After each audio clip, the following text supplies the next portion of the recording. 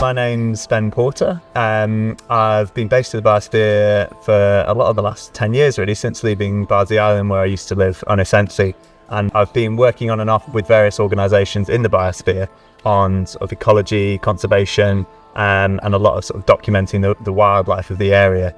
The Dublin Biosphere has an amazing array. You've got the massive lowland raised peat bogs, the dune system, you've got the whole offshore environment, which has got some incredible reef systems, and then you go all the way up through sort of rainforest in the valleys, rain-soaked rainforest, the estuary and the whole of the Dubby River, all the way up into the uplands, which you then have all the mountainous habitats and everything. It's just such an incredible diversity to have in a fairly small area, and the species and habitats you get as a result of that are astounding, really.